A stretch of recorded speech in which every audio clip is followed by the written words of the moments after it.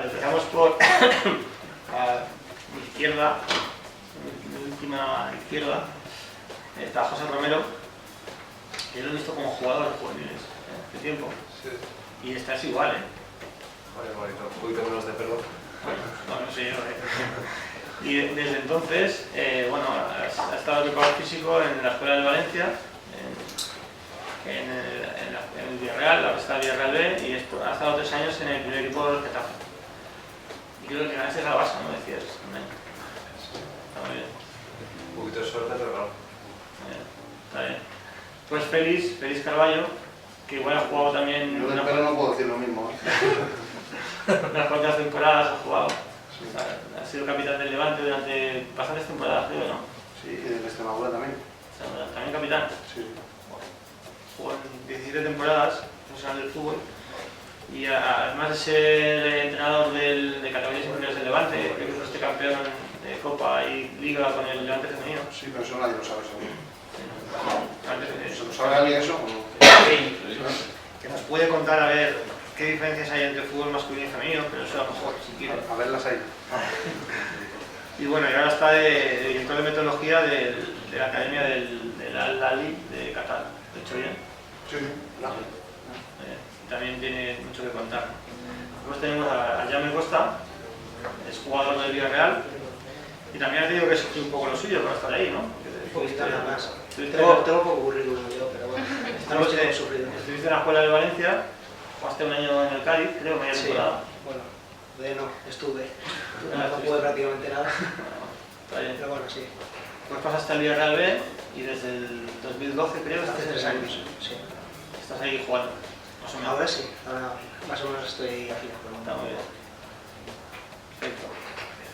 Y ahora tenemos aquí a David Serrano, que bueno, es alumno de CNT aún, pero ya ha hecho sus pinitos, ha estado en Bulgaria, de director de metodología del club más importante de Bulgaria, creo, ¿no? O más nombre, el Levski de Sofía. Por historia es el más importante, lo que pasa es que ahora todo el mundo conoce al Ludogorets por la Champions o al CSK por los fichajes de Stoichkov, pero el más importante es el Levski. Y bueno, y colabora, es analista de fútbol internacional, sobre todo colabora con la web de Rafa Benítez. Y bueno, siempre está por ahí. Pues bien, tenemos una mesa, la verdad es que muy interesante. Yo, si queréis como ayer, puedo empezar y os planteo cuestiones, pero como vosotros queráis, en función de lo que hemos hablado, de lo que os interese, podéis hacer preguntas. ¿Vale? ¿Empiezo yo? O podéis hacer algún comentario vosotros, si queréis. O sea, No, empiezo yo. Si queréis, yo tengo aquí unas preguntas preparadas. José Romero ya quería preparar un PowerPoint con la respuesta a las preguntas, pero he dicho, mira, no hace falta, Para que veáis un poco, a veces los preparadores físicos como son. son más de ordenador que... Claro. Bueno, hago la pregunta, contestáis vosotros, y en función de eso. La primera pregunta, ¿de qué manera un entrenador puede autocontrolarse para tomar buenas decisiones, sobre todo en momentos de mucha tensión? Empieza Félix, si quieres, empiezas tú. Sí. Me da igual. Bueno, en primer lugar, que no había David me ha presentado. Yo quería también decir que de bien nacido ser agradecido. Como ayer que estuve con vosotros acompañándolo aquí, daros las gracias por invitarme, darte las gracias a ti, David, por compartir este momento con todos vosotros y el de ayer. Para mí es una gran experiencia estar aquí con vosotros, compartir nuevas vivencias, nuevas experiencias y, lógicamente, estar en el fútbol, que es donde queremos estar todos los que estamos aquí, y aprender de todo el mundo se aprende, y esa es para mí mi mayor reto y mi mayor mentalidad siempre, el hecho de poder aprender de los demás y quedarte con las cositas que tú puedas manejar en tu vida para el futuro, ¿no? Luego, en cuanto a tu pregunta, pues más o menos es en la línea de lo que hablaba ayer Molina, ¿no? Yo voy por esa línea también, por ese camino, y también un poquito en la idea de Fernando, que también matizaba ahí ciertas cosas, ¿no? Yo creo que la confianza para mí es la clave, ¿no? de todo eso, ¿no? Confianza en tu gente, confianza en tu grupo, confianza en la gente que te rodea, la gente que te acompaña y formar un clima perfecto. Eso yo creo que es para mí fundamental y clave para poder controlarte y autocontrolarte.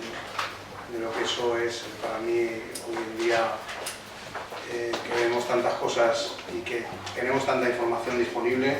Creo que cuando Fernando jugaba, por ejemplo, José mencionó que está aquí, o cuando yo jugaba, realmente no teníamos esa información que tenemos ahora, ¿no?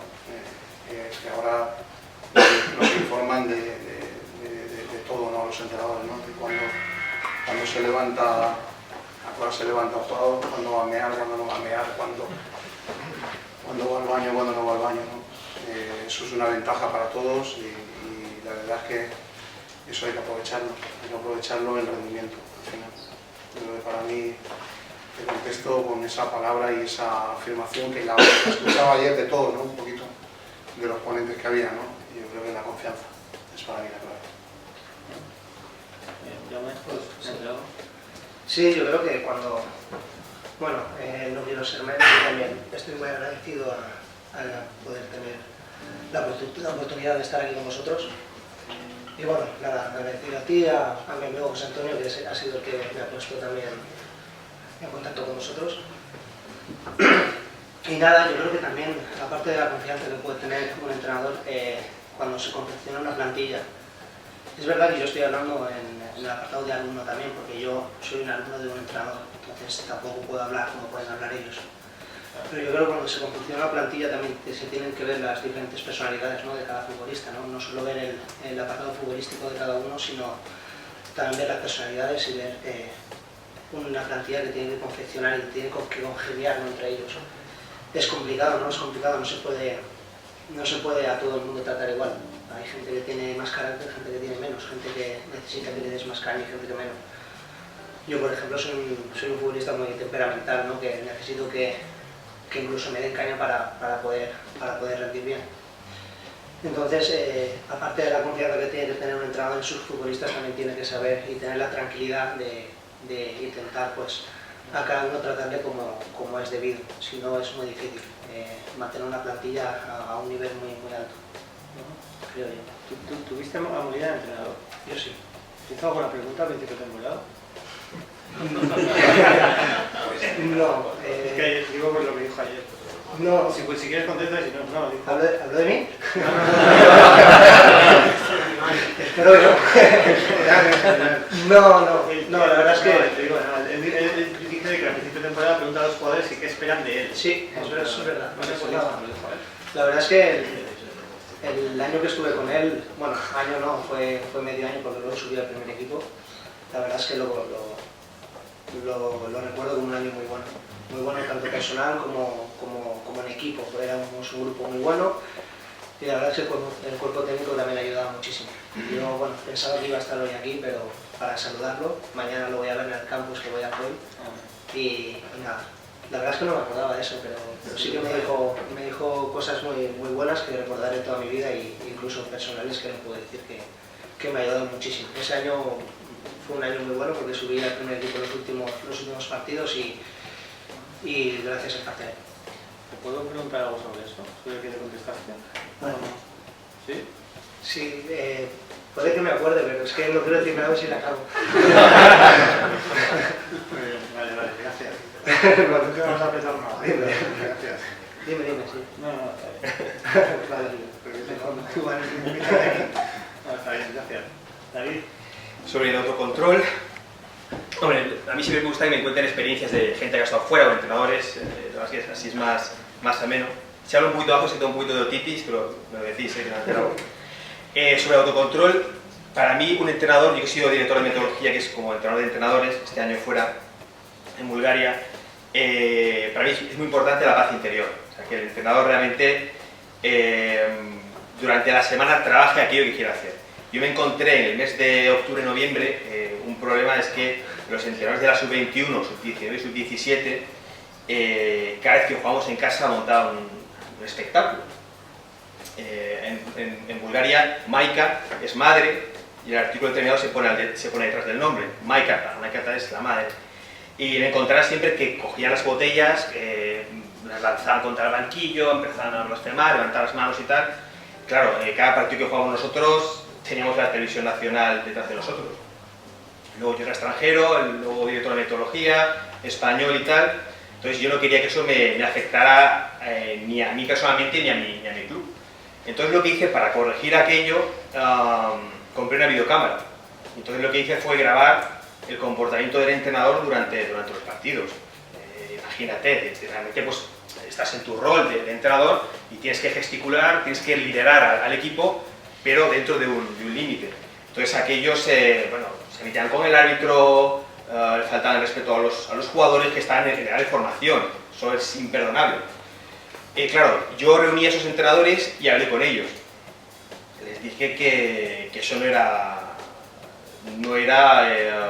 digno de un entrenador de la Esquí Sofía, si realmente queremos ser la primera escuela de Bulgaria. Entonces ellos en todo momento me lo negaron. Eso es mentira, yo no me comporto así. Bueno, sí, puntualmente, hace 10 segundos. ¿Sostienes esa teoría? Hombre, por favor, yo nunca haría eso tal. Bueno, mira, estás humillando a los jugadores, tienes el papel con los árbitros. Entonces me senté con ellos y en un monitor le puse los cortes, ¿no? 5 minutos de distintos partidos, tanto dentro como fuera de casa. Entonces ellos lo vieron. Digo, bueno, ¿tú qué quieres?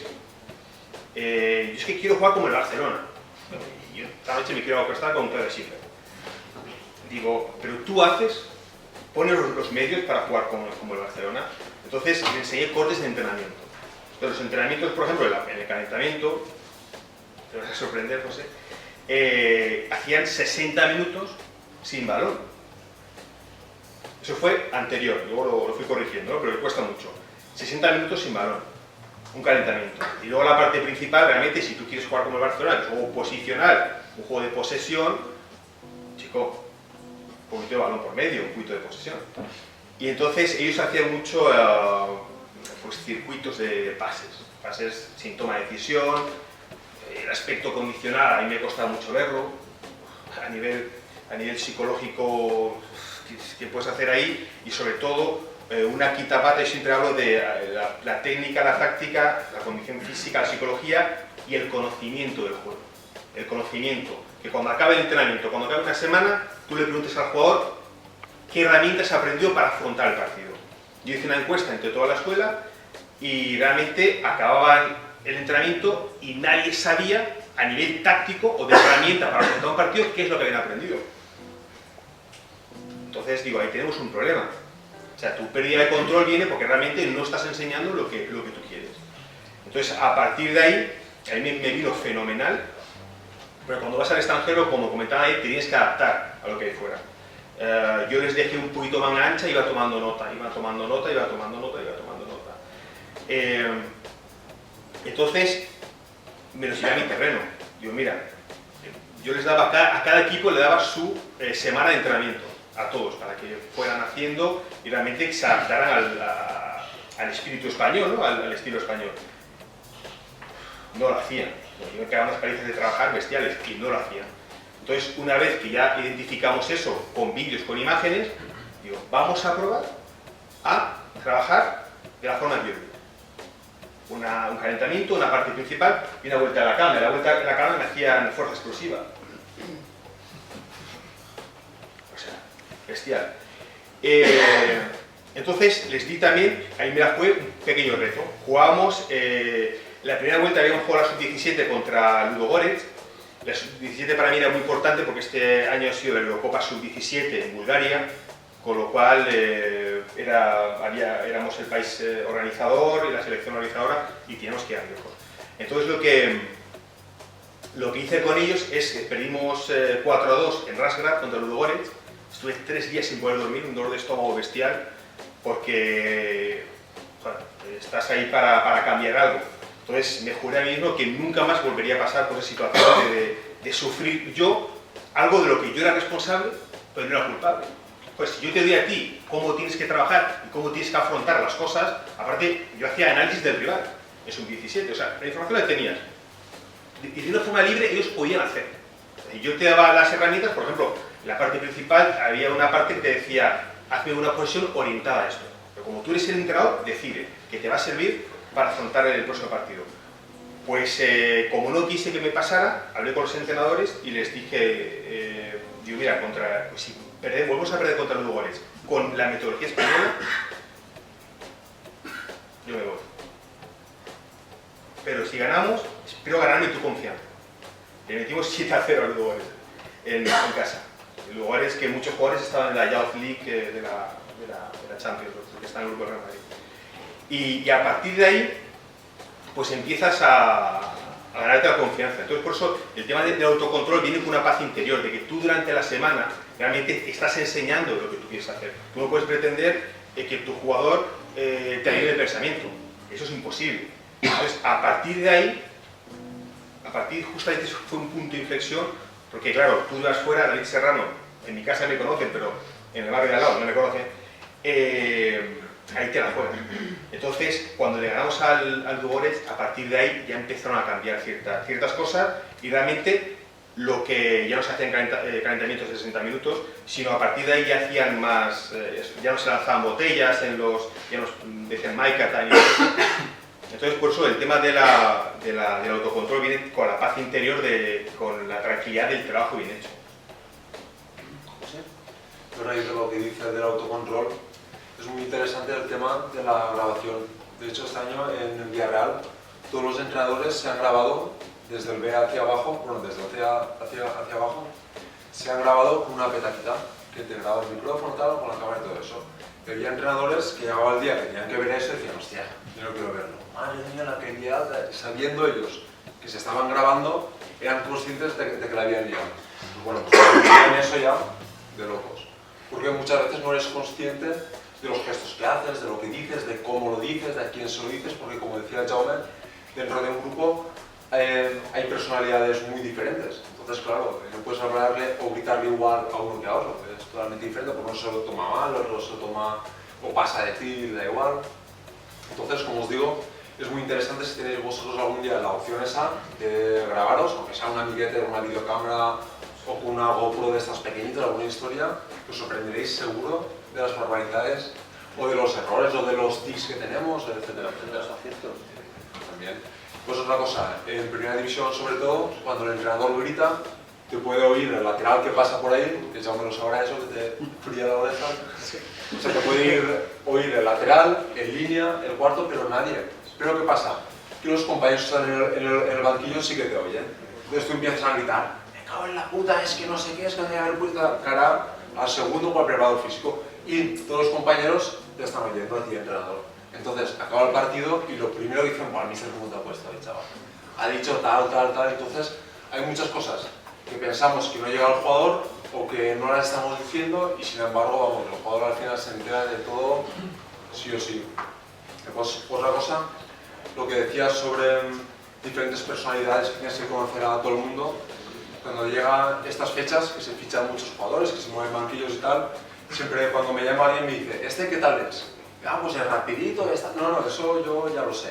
Cómo es como persona, cómo entrena, como compañero. Y si juega y si no juega, si raja, no raja, es festero. Entonces, los entrenadores muchas veces se preocupan casi más de eso, para tener buena salud del grupo, que no de otras cosas. Entonces, es misión 100% del entrenador saber todo eso. Saber qué personalidad tiene cómo se toman las decisiones, cómo es de cada grupo, cómo... todo eso. Muy bien. Aprovechando lo que decía José ahora, yo tengo la curiosidad por los que habéis sido jugadores profesionales, tanto Jaume como Felipe, bueno, tú alguna vez, ¿no? ¿Cómo, desde el rol de jugador, cómo gestionáis esa variable que es el autocontrol, ¿no? Para realmente en situaciones complicadas poder rendir al máximo nivel? Es complicado, sobre todo si no tienes ayuda externa. Uno de por sí es difícil saber, incluso lo que dice él, que pues es una petaca y incluso te vieses tus movimientos, no una petaca sino un vídeo que estuviese grabando constantemente y si vieses tus movimientos, si vieses tu manera de mirar, de las veces que estás cabreado, te darías cuenta de muchísimas cosas y sobre todo cuando no estás jugando, que tú te piensas, ¿por qué no juego? ¿Por qué no me pone? Te piensas que es culpa del entrenador. Incluso si tú tuvieses un vídeo y te estuvieses viendo, verías que haces muchísimas cosas mal, que hacen que no juegues. Por ejemplo, muchísimas veces nosotros, por ejemplo, tenemos un horario, ¿no? Empezamos a desayunamos, luego tenemos una hora que tenemos para hacer lo que queramos antes del entrenamiento. Hay jugadores que se meten en el gimnasio, hay jugadores que se tratan, hay jugadores que se cogen con el móvil y se ponen en el vestuario a mirar. Yo a veces soy uno de ellos, tengo que reconocerlo. Pero bueno, luego es verdad que los que están en el gimnasio, los que se están tratando, no cualidades, sino tienen muchos más momentos pues, que están trabajando que los que no están, los que están con el móvil. Entonces, ¿qué pasa? Que luego los del móvil empiezan a entrenar y les cuesta. A veces a mí me ha pasado que yo estaba lesionado y luego pues el volver cuesta muchísimo. ¿Qué pasa? Que están los preparadores físicos ahí, están los médicos que te están diciendo haz media hora antes del entrenamiento esto. Tú lo puedes hacer o no lo puedes hacer, depende de ti. Es complicado. Yo, por ejemplo, tengo un profesional a mi lado, un coach que cogí hace 2 años que me está viendo todo ese tipo de cosas y la verdad es que me está haciendo ver muchísimas cosas que hoy en día pues, valoro más que hace 2-3 años. Para mí es importantísimo tener una persona ajena a tu vida, ajena a tu círculo, que te esté haciendo ver muchísimas cosas, porque si no es muy complicado.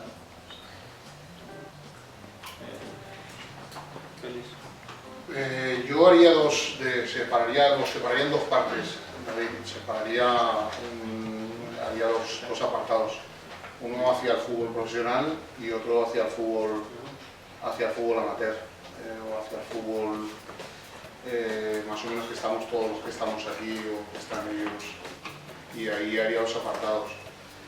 Es complicadísimo porque yo creo que es más fácil arriba en el fútbol profesional autocontrolar a un tío porque ya tiene unas normas de partida, ¿no? Ya tiene unas obligaciones, ¿no?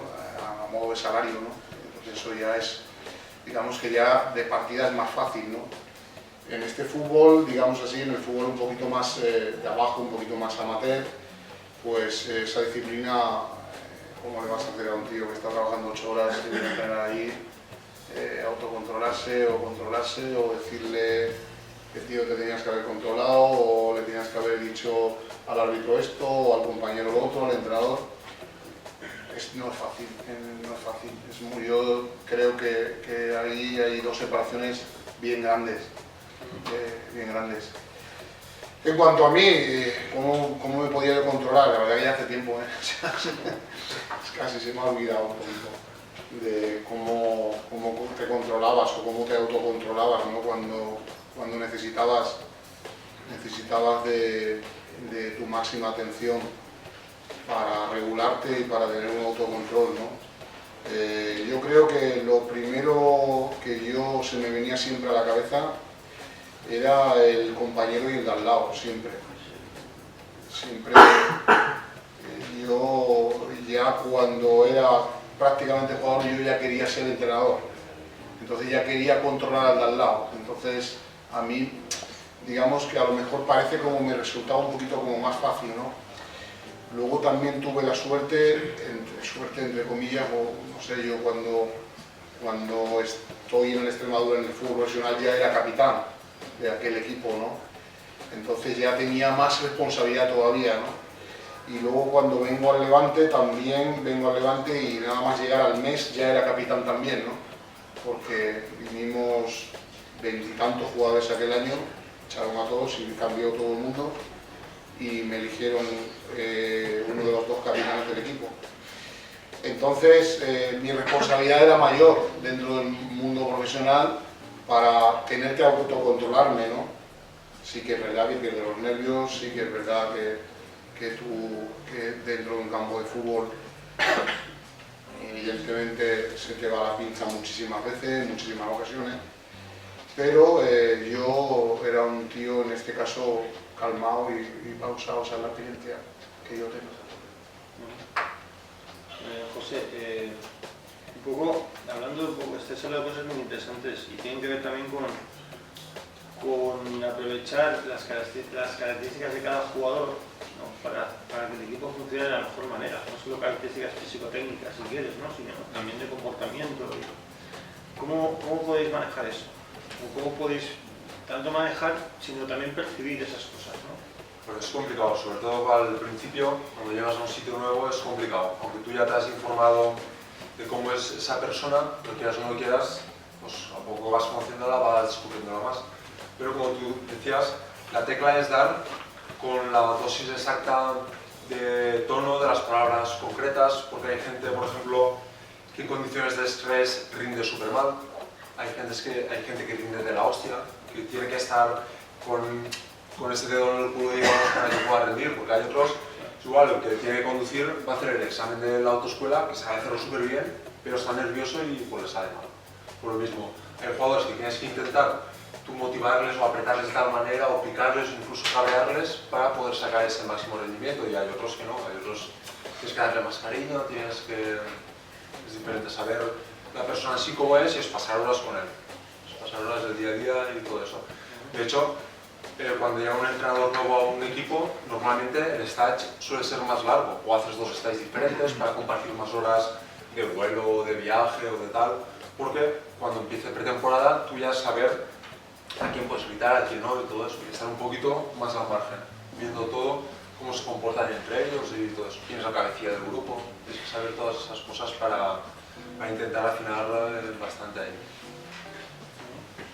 ¿David? En cuanto a la percepción, si te vas fuera del extranjero es muy complicado porque son culturas, tradiciones totalmente distintas, entonces ahí tienes que darte un margen para que las relaciones se vayan consolidando. Si cuando tú llegas al extranjero tú eres el extraño, pues el que se tiene que adaptar al entorno, y al principio cuesta, sobre todo en mi caso al principio había mucha desconfianza, sobre todo el Nevsky es un equipo que a nivel mediático tiene muchísima presión y cuesta. Y luego los chicos también de Bulgaria son distintos a los chicos que pueda haber aquí.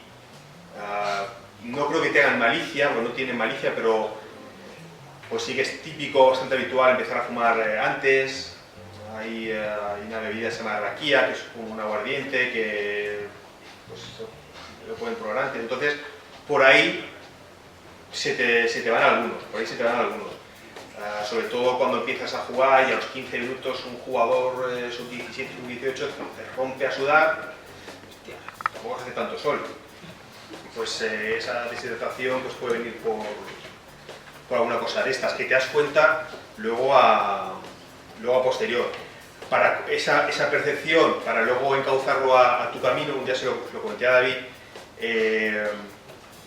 luego ya con el tiempo, cuando los chicos ya cogen más confianza contigo, había un chico que era un delantero centro del año 2000, que yo creo que va a llegar, pero lo tenían ahí un poco en el trastero, un poco olvidado, y joder, yo le veía unas cualidades increíbles. Digo, este chico, joder, va a ser la bomba.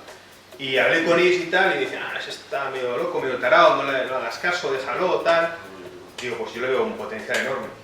Y empecé, junto con varios jugadores más, a hacer trabajo individual, y con ese chico hablé.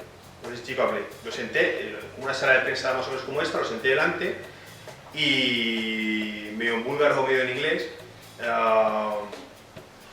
le pregunté sobre el futuro. Digo, ¿tú qué quieres, qué esperas del futuro?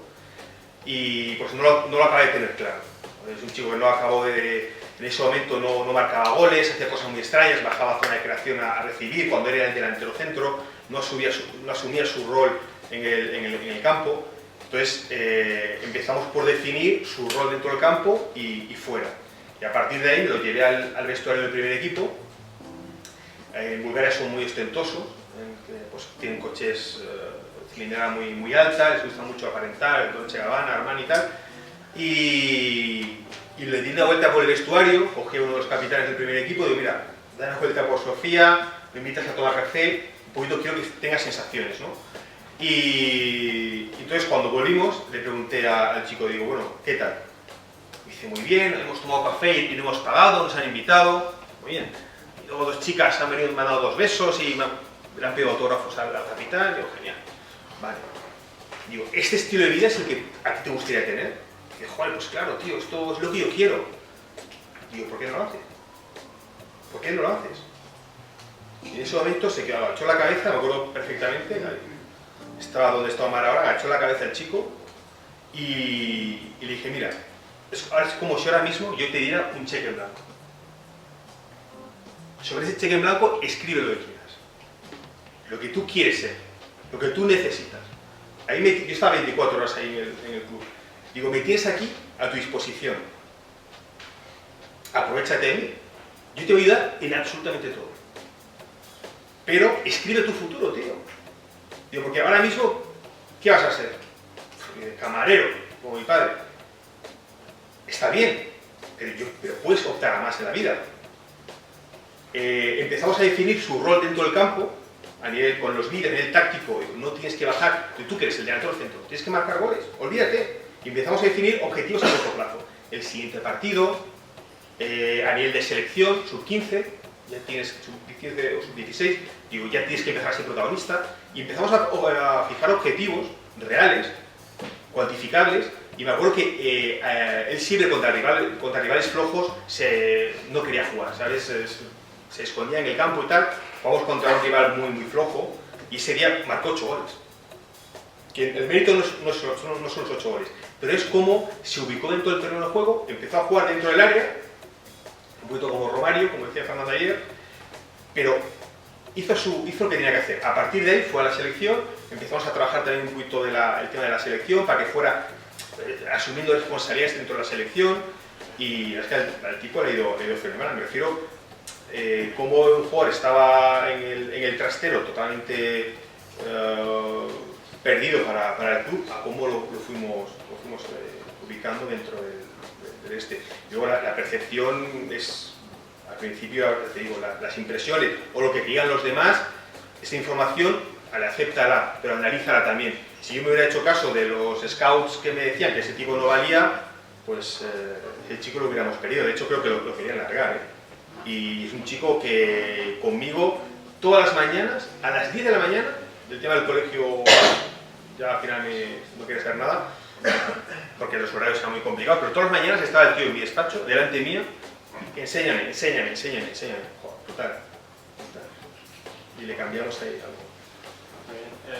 Parece ser que el fútbol es algo global, ¿no? Yo estoy pensando que Félix, por ejemplo, cuando he dicho lo de capitán, elige capitán muy rápido, ¿no? En los 2 equipos en los que estás. ¿Qué tienes tú para ser capitán? ¿Qué tenías? Pues no lo sé, la verdad es que, bueno, en Extremadura sí lo sé, muchos años en el club, pero aquí la verdad es que fue, primero para mí sorprendente, que había gente de mucho nivel y muy importante. Estaba entre ellos nada más y nada menos que Peja Mijatovic, ¿no? Estaba Gaby Amato, estaba pues, Olías, ¿no? Por ejemplo, gente muy importante del fútbol, ¿no? No lo sé, la verdad. Hubo una votación, además que lo recuerdo, éramos 26, pues sobraba un chaval, que era Emilio Rentería, un colombiano o venezolano. Rentería, y eran 26 y tuve 25 votos.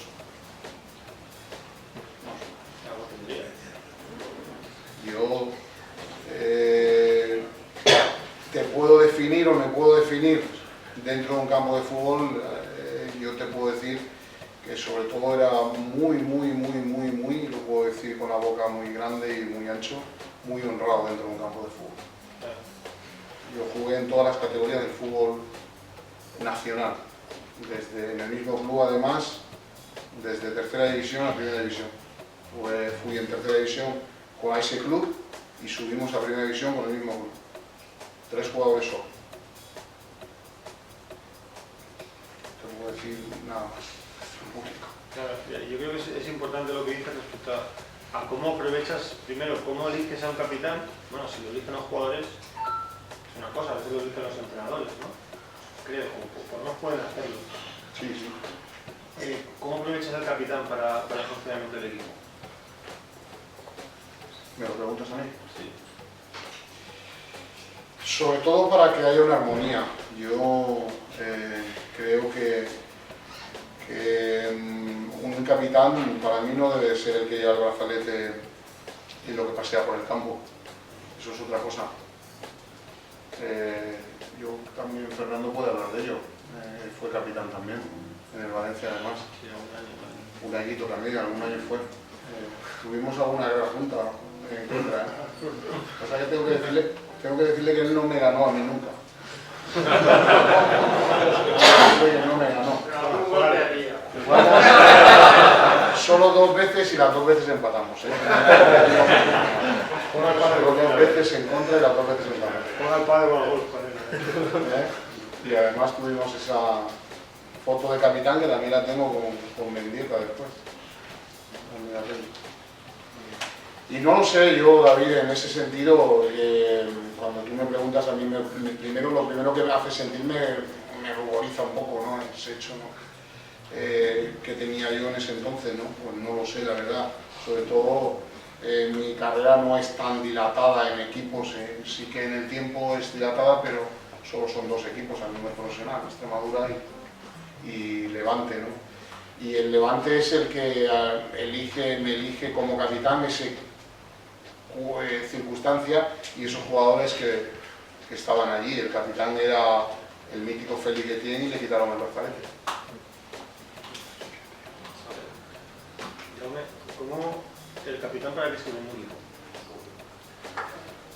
Bueno, yo tengo mucha experiencia en cuanto a ser capitán.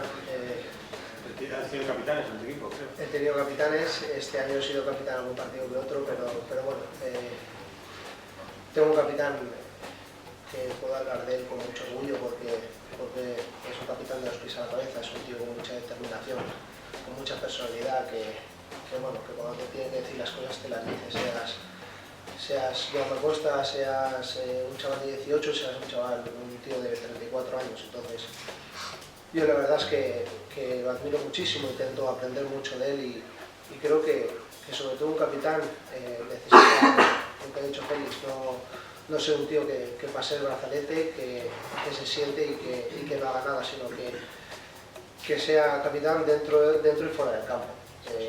Tenga los huevos, por decirlo de alguna manera, de decirte las cosas claras a ti, al entrenador, a todo el mundo, al director deportivo, al presidente, a todos. Y yo creo que se nota en el momento en el que entras a un vestuario y se notan los capitanes quiénes son, los que llevan la batuta, la voz cantante y bueno, yo creo que en mi corta carrera, porque tampoco he estado en muchos equipos, he tenido varios capitanes y yo creo que el mejor es Nuno Soriano, que he tenido. Se notó la lesión.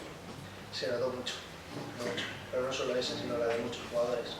Pero Bruno es un jugador, es de los jugadores que se notó fuera y dentro del campo. Más que nada porque cuando te lesionas en esa gravedad, entre comillas, porque fueron 2 meses, la alegría que él tiene dentro del vestuario ya no la tenía. Entonces ya no lo ves por ahí, ya no hablas con él, entonces se nota muchísimo. Ya no solo dentro del campo, porque nosotros tenemos jugadores muy buenos, a un nivel muy bueno, pero fuera del campo se nota muchísimo. Bueno, decían de Cruyff, cuando se retiró Alexandre, no sé si os acordáis, que no jugaba. Decía, se notará mucho que Alexandre se retirara. Y Koeman dijo que si no juega, Alexandre. Igual ahí tienes uno de los motivos. Claro.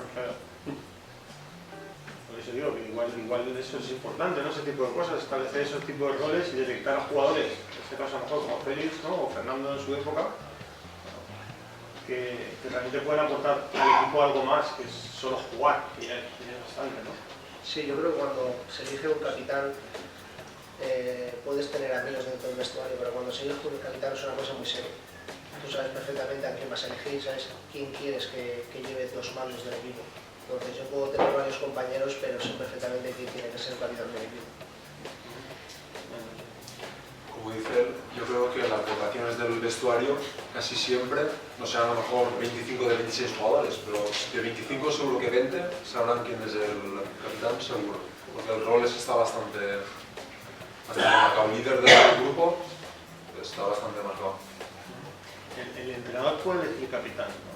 Por contrato, en principio. Por lo menos el contrato que está en la federación, en principio, tú una vez que haces, pues elegir el capitán. Sí, está por contrato, no sabía. Pues, los últimos que yo vi, sí, ahora ya no sé. Yo pensaba que era el si Puede. yo quiero lo elijo, si no, no. Puede, en Sí, sí. principio puede, ¿no? Por lo que yo podía, o tener el contrato. ¿Hasta qué punto es interesante que sea el entrenador el que elija al capitán o no? Eso vamos, ¿cuánto? Hombre, yo creo que el capitán tendrá a sus jugadores, ¿no? Que confía más. Entonces, yo creo que eso no tiene nada que ver. Yo creo que sea capitán o no sea capitán, si él confía más, no tiene por qué llevar el brazalete. Yo creo que tanto el entrenador, por ejemplo, el que tengo yo hoy en día, y tanto el entrenador como los jugadores sabemos perfectamente quiénes son los 3-4 capitanes o los 3-4 jugadores que tienen que llevar el brazalete. Luego ya tienen pues sus jugadores preferidos o sus jugadores con los que más confía, que puede hablar con ellos más o puede hablar con ellos menos, pero no tiene por qué tener el brazalete. El brazalete tiene que tener uno que sepa organizar el vestuario, sepa, por lo que te he dicho, tener paz para decirte las cosas como son. Yo creo que el capitán, bueno, no tengo la evidencia de ellos, pero creo que el capitán no se elige, sino que aparece. Es decir, pues dentro del vestuario siempre hay alguien que le gusta pues, llevar la voz cantante, que es un poco más líder que los demás. Yo creo que es un acto natural que surge. He conocido casos de algunos entrenadores que durante la primera temporada, sin conocer a la plantilla, eligen el capitán y luego a mitad de temporada se equivocan porque la personalidad no es lo que yo me esperaba. La plantilla, creo que es un acto de autogestión de la propia plantilla el elegir al capitán. Sí, yo creo que sí, que es la plantilla la que tiene que elegir al capitán, o que luego el entrenador, él por ejemplo, decide otro, si lo decidiera, que no lo veo, pero la plantilla hace caso al que ellos consideran que es el líder y ya está.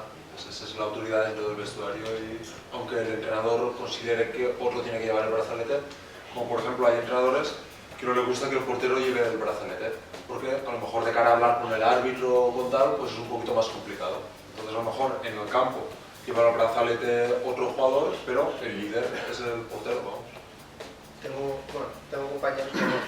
compañeros que en sus antiguos equipos nos han comentado que el entrenador decía: yo elijo a este, vosotros elegís a los dos siguientes, pero yo elijo a este. También hay casos en los cuales el entrenador provoca quién es el capitán. Eso lo elige el entrenador. Claro. Vale, es importante establecer bien los roles, ¿no? ¿Sí? Yo creo que el entrenador puede elegir quién lleva el brazalete del grupo, pero no elige al capitán. Tú puedes ser el capitán sin llevar el brazalete. Por eso digo que lo importante es lo que ha dicho Jaume, que los compañeros sepan quién es el capitán y lo reconozcan como tal.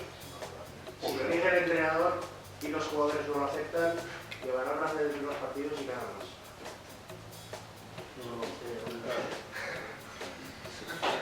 Yo creo que esto es un ejemplo, lo que habéis dicho todos, es un ejemplo de que a veces el entrenador puede facilitar algo que es lógico o puede perjudicar mucho, ¿no?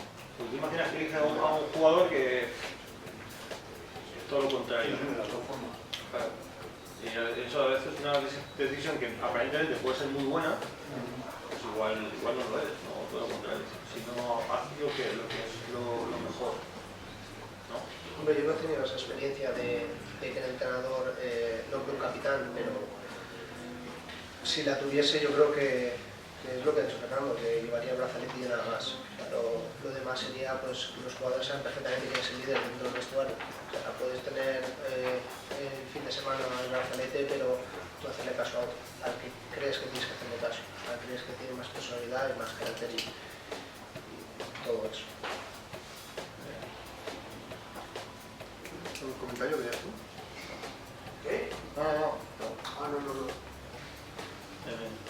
Entonces, hablando un poco del tipo de mensajes, por ejemplo, que os decís vosotros tanto como jugadores o que transmitís a los jugadores, ¿no? Durante un partido o entrenamiento y tal, ¿qué tipo de mensajes, de automensajes, de frases, de palabras, os decís vosotros o pensáis que son adecuados para transmitir a los jugadores? Hombre, yo personalmente me intento transmitir mensajes positivos siempre a la cabeza. Es verdad que los mensajes negativos son los que aparecen primero. Los de no voy a poder, los que no puedo, no debo hacer esto, pero eso sí que es verdad que tengo una persona a mi lado que me ayuda muchísimo a transmitir mensajes positivos, a tener unas pautas antes de un partido, a tener unos automatismos antes de un partido que te hacen que tú entres al partido con confianza. Es verdad lo que te he dicho, que los mensajes negativos están a la orden del día, son los primeros que te aparecen en la cabeza y como no los sepas controlar estás muerto, pero yo considero que siempre tienes que intentar tener mensajes positivos dentro de la cabeza, porque son los que te van a ayudar a intentar cosas que tú piensas que no puedes hacer. Hay una cosa que hace lo que hablamos antes de la autogestión y tal, que hace Paco López, el entrenador del Villarreal, que hace muy bien. A los descansos, cuando entramos, él entra a bueno, cuando jugamos en casa tenemos un despacho aparte, pero cuando jugamos fuera, pues te quedas fuera del vestuario y ya está. Y cuando entramos en el descanso, se queda 5 minutos con el segundo entrenador, con el entrenador de porteros que suele estar arriba, conmigo, tal, hablando de cómo vemos el partido. Hablando de esto, lo otro, tal. Y cuando entra al vestuario, habla durante 3-4 minutos, un mensaje muy claro y consensuado con lo que hemos estado hablando, pero consensuado casi siempre. A lo mejor él piensa algo diferente, pues dirá lo que piensa y ya está, ¿no? Pero quiero decir, hay entrenadores que entran al descanso encendidos y empiezan a dar voces, tú entras, por ejemplo el portero, acaba de liar una traca y te ha marcado un gol. Entra jodido al vestuario y en el descanso y llega el entrenador y se pone a machacarlo. A ver, ¿para qué tal? Entonces es una de las estrategias que utilizar en ese sentido es esa. Nos esperamos 5 minutitos, nos reunimos y luego hablamos 3-4 minutos, que tampoco te da tiempo de hablar más. Entonces es el mensaje que tú mandas ahí ya es mucho más diferente a lo que dirías 3 minutos antes, por ejemplo. Porque más, claro, está encendido. Yo siempre estoy en la línea, por supuesto, de los dos, de lo que han comentado, y yo siempre, por ejemplo, desde mi experiencia como jugador, y yo trataba, ayer no sé quién lo comentó, creo que fue Fernando, al hilo de esta pregunta, y no sé si fue de esta pregunta o de otra, pero creo que fue algo así como que mi mensaje es: tengo que acertar la primera acción de cada partido, y después la siguiente, y después la siguiente. Y ese es el mensaje que yo a mí mismo como jugador siempre me hacía antes del partido. Sumar aciertos. Sumar aciertos. A nivel defensivo, sumar una buena basculación. A nivel de técnico, un buen pase. ¿Cómo lo acierto yo el primer pase? Pues que sea corto, que sea fácil, que sea sencillo, ¿no? Y a partir de ese mensaje que yo me hacía a mí mismo en la suma de aciertos, ir ganando confianza dentro del partido y ir ganando confianza en mí mentalmente para yo poder llegar a la conclusión de hacer un buen partido o llegar a la conclusión de que el mensaje que estoy diciéndome a mí mismo es positivo y me vale, ¿no? Yo más o menos así es como me he autogestionado. ¿Y esa autogestión la utilizas ahora como entrenador?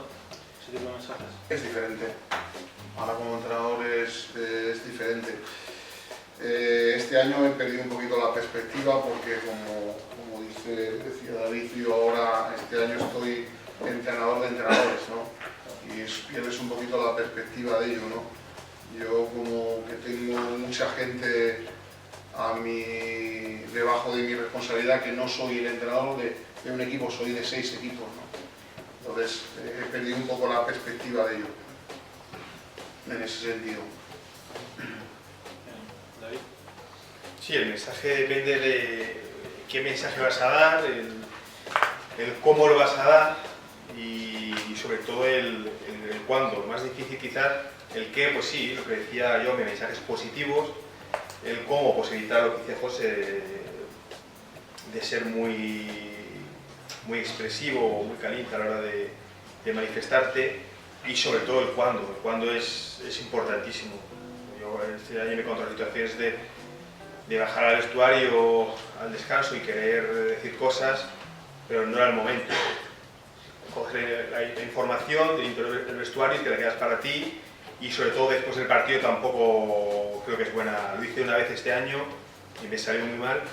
Entonces el cuándo lo tienes que elegir muy bien, porque en esos pequeños detalles, que es un poco la línea de lo que hablábamos ayer, te puedes perder en un gesto el respeto, la confianza en este caso de los entrenadores. Entonces hay que dejarles libertad, un mensaje claro, conciso, positivo, el cómo, de una forma lo más educada posible, que empatices con la otra persona, y el cuándo. Si dejas pasar 48 horas, mejor que 24. Se serene todo, que tú pongas perspectiva, que la otra persona también vea los errores que ha cometido y un poco en serio. Se habla mucho de mensajes positivos, ¿no? Pero hay que definir un poco bien eso, porque a veces la gente confunde eso. Me gustaría que dijerais lo que entendéis por mensajes positivos. Y un poco algún ejemplo, yo creo que Félix ha publicado algún ejemplo, ¿no? Que es lo que hace. Un poco por esa línea, para que la gente tenga claro ese concepto.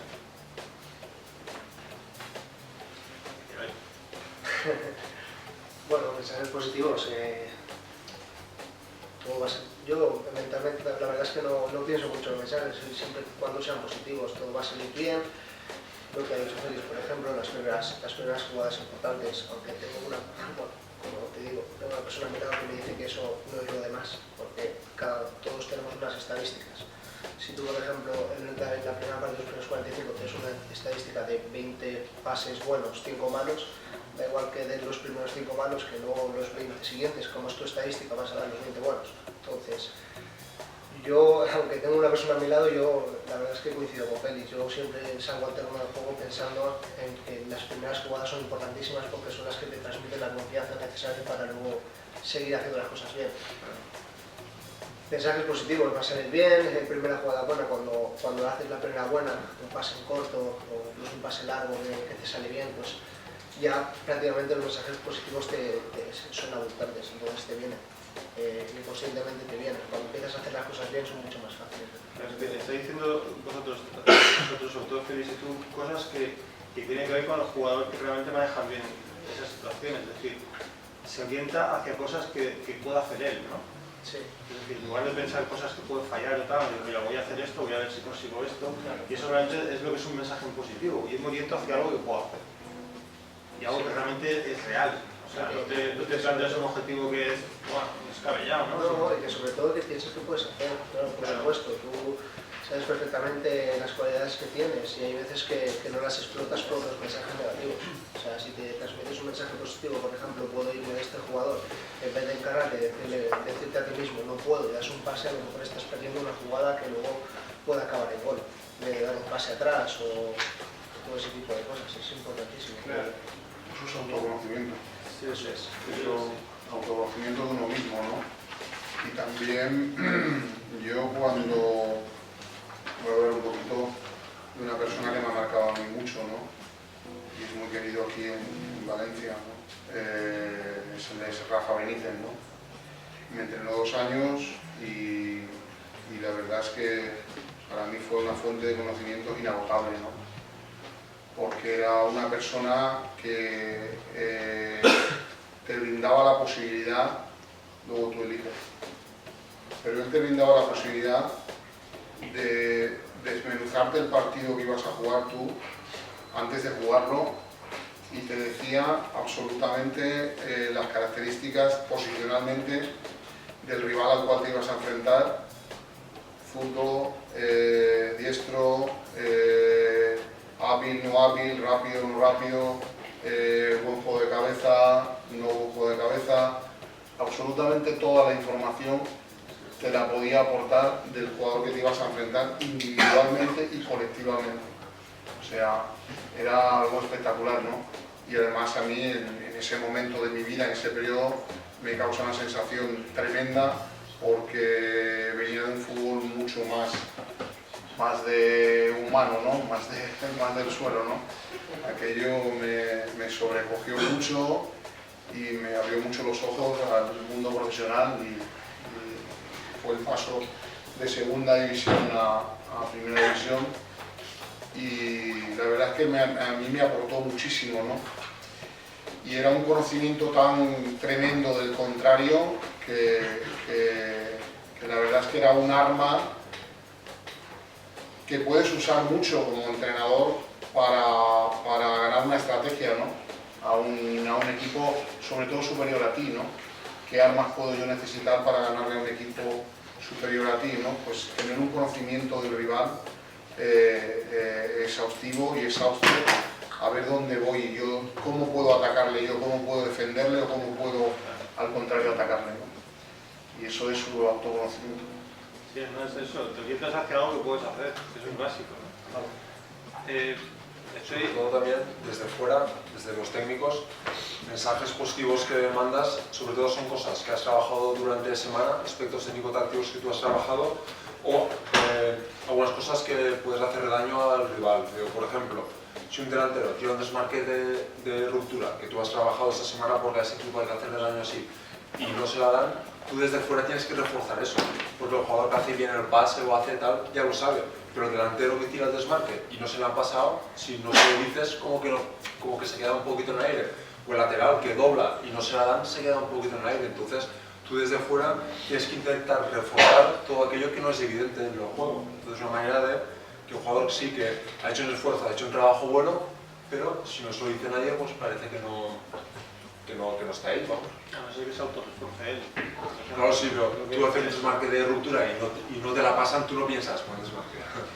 Tú estás en la puta no me la pasada. Sí. Es difícil. Pero es complicado. Tú estás pensando, bueno, por lo más normal sí bien, joder, el pavo este no me la ha pasado ahora que me quedaba solo, tal. Pero si desde fuera se oye bien hecho, el jugador piensa así, bien hecho, no me la han pasado.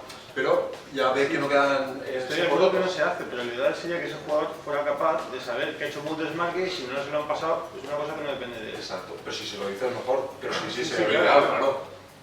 Pero no es fácil a X pulsaciones después de X kilómetros pensar eso. Pero Bueno. si tienes ese pequeño refuerzo de fuera... No, sobre todo la primera vez que lo haces. Exacto. Haces un desmarque, no te la pasan. Si el entrenador por primera vez te dice buen desmarque, tú el Claro, siguiente sí. desmarque, aunque no te la pasen. Exacto. Pero Sabes sí que que ya es te bueno. verán, o yo pienso, o tú paras una carrera o haces una basculación correcta, o has tapado una línea de pase, o no sé, hay mil historias que a veces caen el campo roto porque no están directamente en el balón. Es una manera de reforzar como técnico. Claro que es importante, ¿no? Esa labor que podéis hacer los técnicos, de definir el rendimiento de los jugadores y que realmente sea capaz de establecer objetivos. Claro, reforzar un poquito lo que tú dices, si esta semana has trabajado tal y lo está haciendo bien, se lo tienes que decir. Y sí. Bueno, pero yo lo sé decir. Una pregunta, bueno, David, si quieres comentar algo al respecto. No, no. Claro, es que si el entrenador es muy bueno y sabe definir muy bien el rendimiento, es mucho más fácil para el jugador. Pero ¿qué pasa con el jugador que se encuentra el entrenador? Eso pasa incluso en categoría profesional. El entrenador que no es capaz de definir ese rendimiento, de una forma muy clara, y tiene que ser el entrenador el que descubra qué es lo que quiere el jugador, el que descubra qué es lo que quiere el entrenador. Y tenga que plantearse esos pequeños objetivos en positivo, esos mensajes en positivo. No sé si me explico. Sí. ¿Cómo gestionar? ¿El que no gestiona? ¿Jugador? Jugador. Claro, pues el técnico es el que no... Claro, si el técnico lo hace mal o no lo hace todo bien que lo puede hacer, ¿cómo gestiona el jugador eso para rendir bien? Yo creo que debe de preguntarle, David. Yo creo que si el jugador, por ejemplo, yo he tenido algún que otro compañero que no tenía claro su objetivo dentro del equipo. En alguna ocasión me ha pasado y me han preguntado a mí, me ha venido a preguntar a mí por la confianza que tenemos, sobre todo en mi etapa en Extremadura, como era allí un dinosaurio ya de muchos años, me venía algún que otro compañero, es que yo no tengo claro lo que quiere el entrenador. Y yo le animaba a preguntarle, tú no lo tienes claro, si no lo tienes claro, pregúntale. Así le preguntas, le tocas a la puerta del vestuario, oiga usted, yo no tengo claro cuál es mi objetivo, no tengo definido qué es lo que quiere usted de mí o cuál es mi objetivo para este partido o para la temporada o para con el equipo. ¿Qué es lo que pretende usted de mí? Yo creo que yo le he animado en algunos ejemplos te puedo decir de gente que le he animado para que busquen al entrenador. Bueno, yo, diferentes etapas del fútbol, yo creo que te encuentras con entrenadores que te hablan, que te dicen lo que quieren, y hay entrenadores que no, que lo dejan pasar, que intentan que hagas bien tu trabajo y que piensan que saben lo que quieren, con sus metodologías y con su manera de entrenar.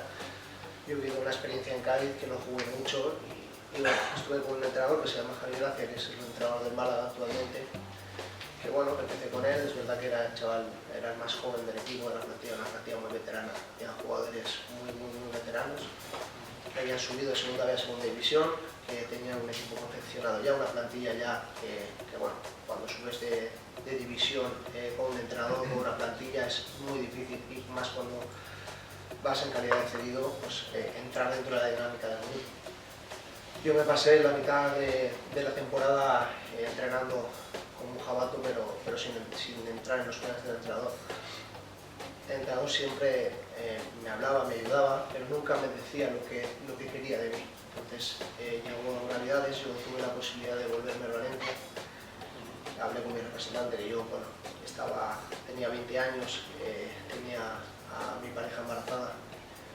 En Cádiz nos dejaron de pagar sobre diciembre y bueno, yo tampoco cobraba tanto como para permitirme estar a 800 kilómetros de mi casa.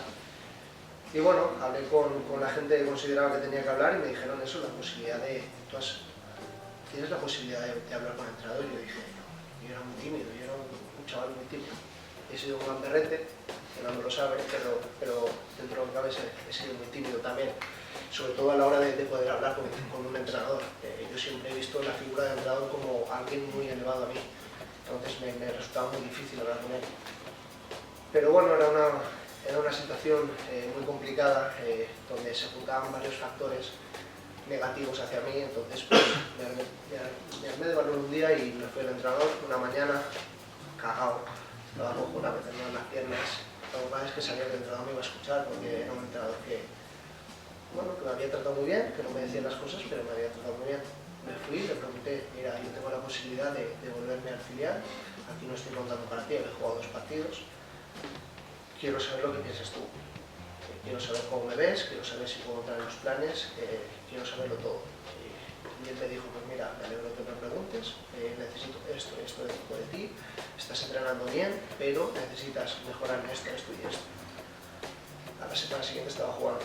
¿Por qué? Porque toda esa semana, eso fue un lunes, jugábamos un domingo, toda esa semana estuve preparándome para mejorar todas las cosas que me había dicho. Al final ese entrenador, al cabo del año, volví al Valencia y ese entrenador se fue al Villarreal B y me fichó.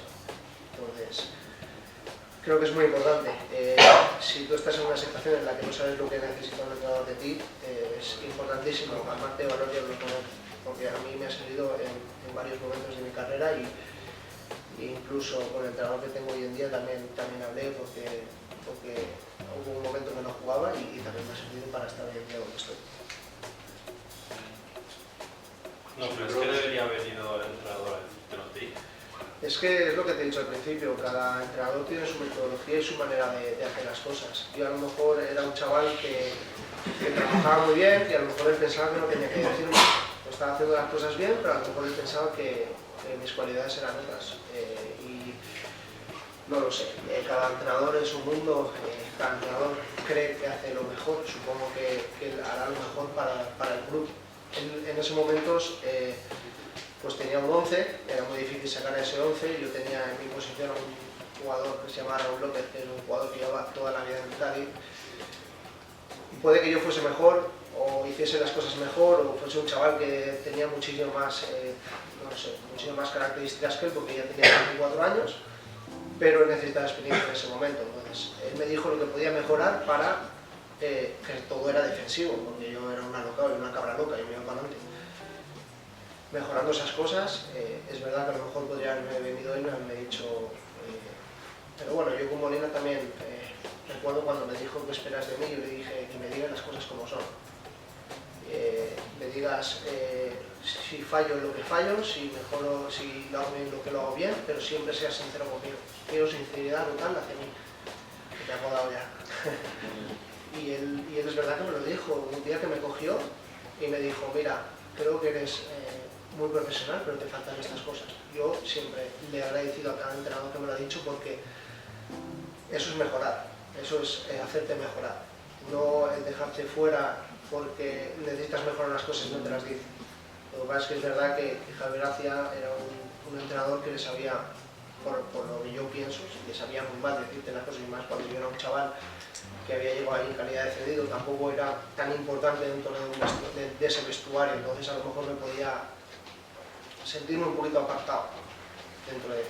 Pero bueno, ya te digo que luego me llevo a Villarreal y la verdad es que tengo contacto con él, y todos los equipos en los que ha estado me ha llamado para ver si estaba mal en Villarreal para poderme ir, y la verdad es que tengo una muy buena relación, y yo considero que una base fundamental fue el día que fui a hablar con él.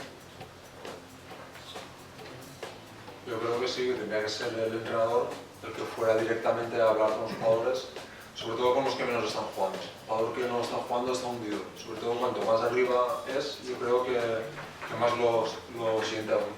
Yo lo que más me sorprendió cuando llegué a Primera División era eso, porque yo pensaba que el jugador en Primera gana mucha pasta, tiene un cochazo, una casa que flipas, una novia de tal, no sé qué, y que están contentos, ¿vale? Pero resulta que el jugador que no juega... La novia que tal no es mi caso.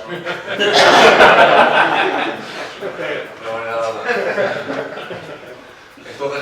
Entonces claro, el jugador que no juega está hundido, porque pasa una semana y otra y no juega, y le llaman de aquí, le llaman de allá, y dices, hostia, ves tú a hablar con él y el jugador se queda más tranquilo, seguro. Y de hecho los jugadores, por proximidad de edad conmigo o por lo que sea, me llevo súper bien con ellos, igual dentro que fuera del campo. Tengo una relación espectacular con ellos. Y ellos que me decían, joder, es que el míster no me da bola, es que tal, es que no sé qué, y digo, hostia, pues habla con él, tío, no te cuesta nada. Y yo, pero si voy yo, no sé cuántos. Y la explicación que me da el míster es, porque yo solo decía a él, digo, míster, habla con este tío que está jodido, que tal, que no sé qué, no sé cuántos. Y la explicación que me daba él era que si le da explicaciones al que no juega, el día que se quede, por lo que sea que se le pase, sin explicárselo a uno, ese uno se lo tirará en cara, en plan, pues la semana pasada fuiste a hablar con este, pero conmigo no. Hola, tío, no sé, mister, tío, pues por un día que te olvides, habrás ayudado 20 días a los otros. Entonces, yo creo que el entrenador tiene que hablar mucho con los jugadores y sobre todo con los que no juegan. Que no juegan están jodidísimos. Lo importante que es el crear el entorno para que el jugador pueda dar lo máximo, ¿no? Al final eso aparece, ¿no? Y yo creo que la gente de fútbol, al final, sabéis cuál es el mejor entorno para vosotros, para poder dar lo máximo. Y eso es importante también. Es que eso es también como un entrenador, crear ese entorno con el grupo y con el cuerpo técnico. Es importante que el segundo se sienta protagonista y que esté a gusto, el preparador físico. Que los fisios que les des bola, al médico, al lutiero, todo ese grupo de trabajo tiene que estar todo el mundo contento.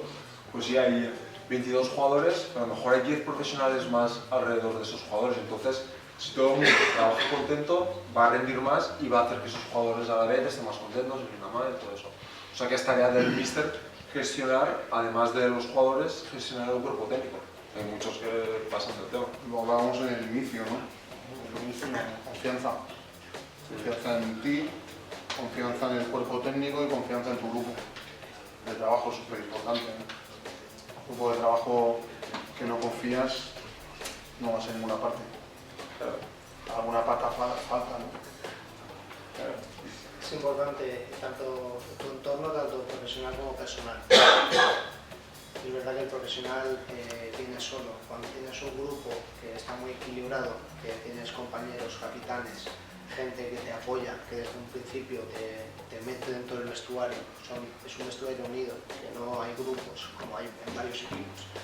Todo eso ayuda muchísimo. Nosotros, te hablo de mí, bueno, personalmente, tenemos un grupo que todos hablamos con todos, no hay sectores dentro del vestuario. Entonces cuando vienen jugadores de otros equipos, directamente se meten dentro de nosotros. O sea, no pueden ser brasileños, pueden ser extranjeros, franceses, pueden ser de todas las nacionalidades, que siempre estamos dentro de un grupo.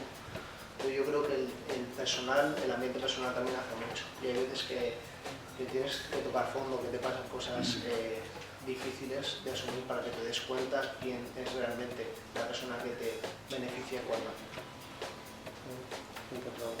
Eso, en Bulgaria, ¿cómo lo gestionas eso, David?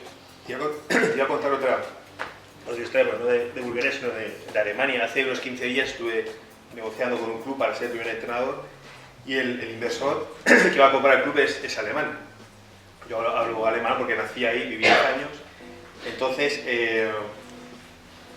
para confeccionar la plantilla, había 20 entrenadores, de 20 pasan 7, de 7 pasan 3, yo quedo entre los 2 finalistas. Y entonces el dueño me dice, ¿cuántos jugadores quieres en la plantilla? Digo, pues jugadores profesionales los menos posibles, estamos hablando de 18, 19. Digo, porque ten en cuenta que cada jugador que no juegue o no esté convocado es un problema que tengo. Y entonces quiero una plantilla corta, luego si en diciembre hay que hacer retoques ya lo valoramos, pero déjame conocerla primero y el resto lo vamos a cubrir con jugadores de la cantera. Así también pues tenemos un compromiso con el club, con la ciudad y demás. Y en ese momento él no lo entendió. Digo, pues igual me estoy explicando mal en alemán o algo así. Cojo el coche y en la vuelta me llama el tío por teléfono. Y dije, joder, es que no entiendo por qué no quieres una plantilla con 20 y pico jugadores y tal. Y dice, si yo les pago. Digo, ya, sí, no dudo de que les pague. Pero ten en cuenta que el jugador que no juega está en desacuerdo contra mí. Ten en cuenta, puede ser un vestuario con muchas nacionalidades, muchas incorporaciones nuevas, jugadores con expectativas de inicio elevadas. Digo, yo prefiero manejar un vestuario corto el primer año y luego ya iremos avanzando. Coño, me hizo volver otra vez vine a España y me hizo volver otra vez al porque no lo entendía. No lo entendía. Si les voy a pagar, ellos tienen que ser profesionales. Digo, si no te digo que no vayan a ser profesionales, pero un jugador que no vaya a jugar va a ser complicado. Yo prefiero tener gente joven, ¿sabes? Que muerda, que vaya apretando a los otros, pero si tú haces una plantilla larga y cada semana vamos a tener problemas. No entendió eso y tampoco lo entendió porque cuando me preguntó sobre el modelo de juego le pregunté que yo no lo sabía. Él es alemán, entonces quiere una respuesta. Y dice, ¿cómo vas a jugar? Digo, no lo sé, porque en ese momento había 6 o 7 jugadores fichados. Digo, no lo sé. Digo, si te digo que vamos a jugar 4-2-3-1 y tenemos a 2 delanteros buenos, los 2 van a jugar. Digo, no te puedo decir. Digo, te puedo decir cómo podemos llegar a jugar si no aguantas el segundo y el tercer año. Pero el primer año no lo sé. Digo, tengo que ver las relaciones entre los jugadores. ¿Qué me pueden aportar? Igual tenemos que jugar con 5 defensas. Es que no lo sé. Depende un poco eso. Y cogí el coche otra vez, me voy, es que no lo entiendo. Digo, pero yo te puedo decir el modelo de juego que quiero implantar en el futuro, pues de posesión de balón, posicional, agresivo, pero claro, yo no te puedo decir que vamos a apretar arriba y luego yo no tenga jugadores para hacer eso. O que te diga que quiero jugar por fuera y no tenga extremos, o que el lateral no tenga confianza para desdoblar. Es que no lo sé. Y aparte son 6 jugadores. Ahora no te puedo dar respuesta. Espérate un poquito y tal. Y prefiero que si algún día negocias con un alemán, decirle lo que sea.